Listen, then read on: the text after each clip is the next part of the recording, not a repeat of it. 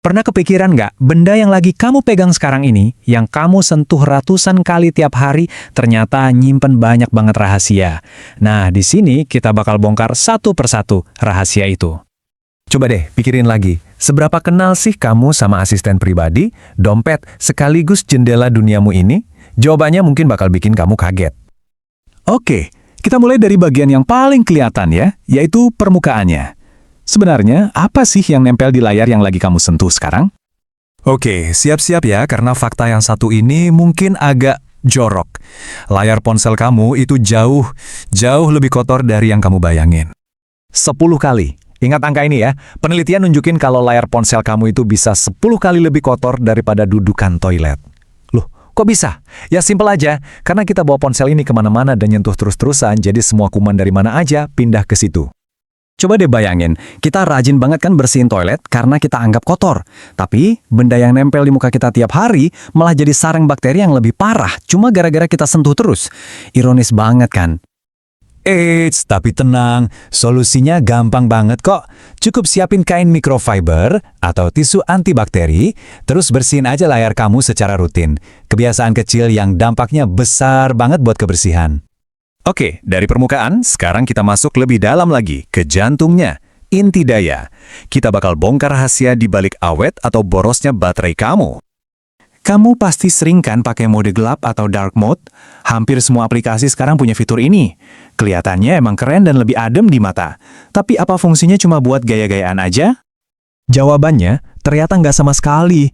Buat ponsel yang layarnya udah OLED, mode gelap itu bisa hemat baterai sampai 30% loh. Kenapa? Soalnya setiap piksel yang warnanya hitam di layar OLED itu beneran mati, jadi nggak pakai daya sama sekali. Ini bukan soal gaya, ini soal efisiensi.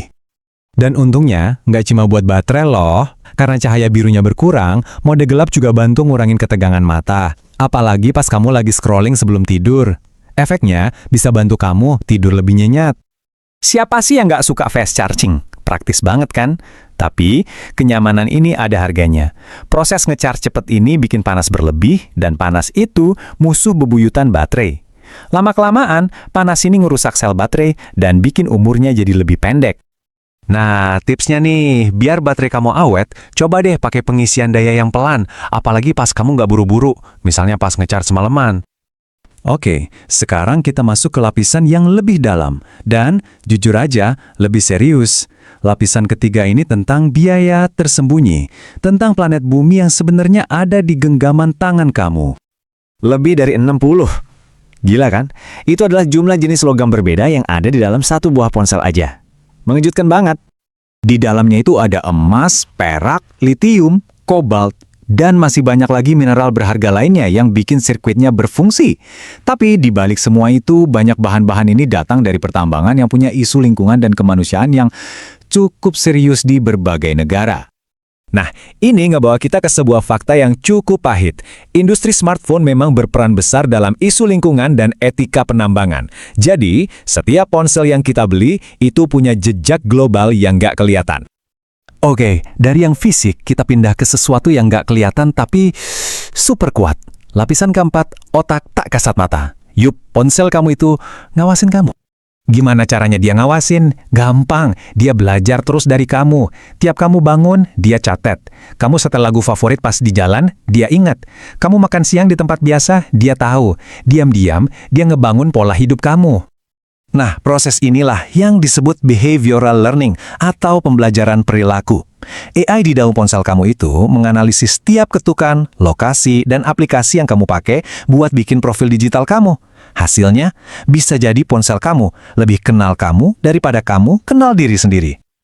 Oke, setelah kita bongkar semua rahasia ini, kita sampai di bagian paling penting, yaitu kita sebagai pengguna yang sadar. Terus, kita bisa apa dengan semua info ini? Jadi pengguna cerdas itu nggak susah kok, mulai dari hal-hal kecil aja. Rutin bersihin layar kamu demi kesehatan, aktifin mode gelap buat hemat baterai, dan nge-charge-nya pelan-pelan.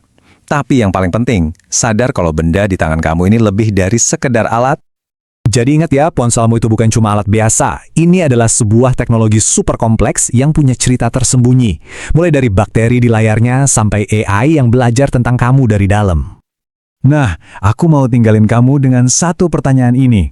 Sekarang, setelah kamu tahu semua rahasia yang ada di genggamanmu, kira-kira apa nih yang bakal kamu lakuin secara berbeda?